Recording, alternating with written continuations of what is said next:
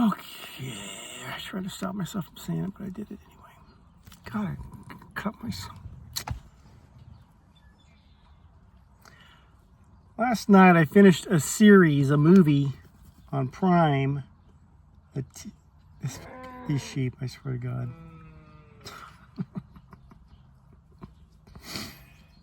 Yeah, sheep are a special group. I finished the series, The House of David, on Prime. I think it's on Prime. And it's the story of David, kind of. It says right every episode, it tells you, a paragraph comes out. This is not biblically, it's just not biblically correct or historical correct, and which is fine. They tell you that up front because they make a bigger story out of it. The House of David. It opens up with Goliath does something, and David, which is not, that part wasn't even biblical. But all that aside, it was actually, I'll say, very entertaining. I enjoyed watching it. There was actually a couple of messages you could pull out of it. Say, okay, yeah, it could be a biblical theme. But there were some things that they did, like stories that were biblical stories, but that weren't David stories. So there's some of that going on because it made for a better story. And I actually typically, and anything comes up about David from the Bible, I typically watch it because Hollywood always gets it so wrong. And I think they do this intentionally. David's whole thing was, I am here, it's the will of God. I'm here, it's not me, it's God working through me. And here's what we're going to do today. And typically the Hollywood version is, here's an underdog who just had to bring up his courage to defeat the big giant. It's not that at all. If you read David, I made a video of this a long time ago. If you read David correctly, David is not the underdog. The giant doesn't stand a chance.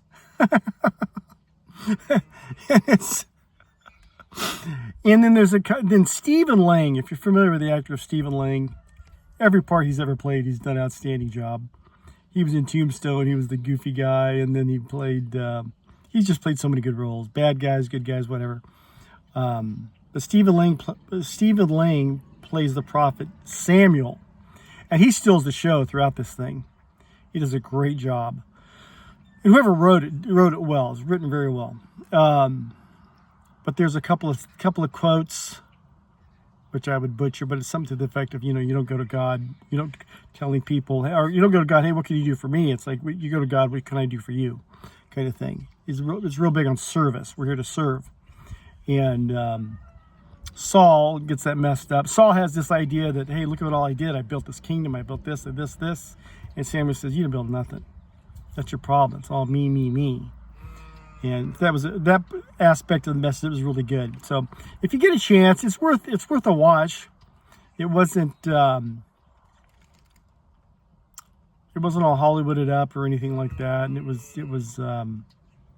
worth watching. Like I said, it's not biblical, but if you had no idea about about the story of David, as long as you know you watch this, it's kind of non-biblical version. But it was very entertaining. It was worth watching. I was surprised. I didn't think, I'll try this. We'll see what this is. I'd watch it again. But Stephen Lang as Samuel, he knocks it out of the park. He did well. And it's interesting how they incorporated the giants, which is Goliath. And they actually did that too. As they're explaining. Was it written on the screen? I think the narrator kind of explains that the situation about the giants, or the mother of these giants. She kind of explains it, which gives it's a common definition of, let's say, the giants in the Bible, Gen 6. It's kind of a common explanation, which some Christians typically try to avoid. They don't want to go there, kind of thing. So if you go online and say, hey, what's this Gen 6 thing? What's this going about? And that's how they play it in this story. It was done well.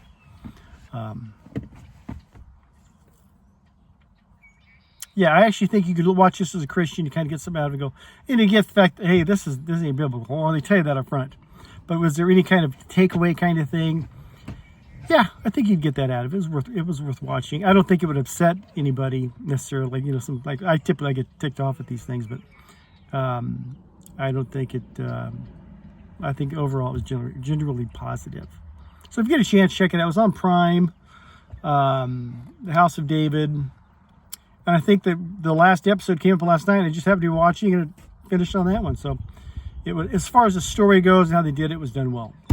Love you. God bless.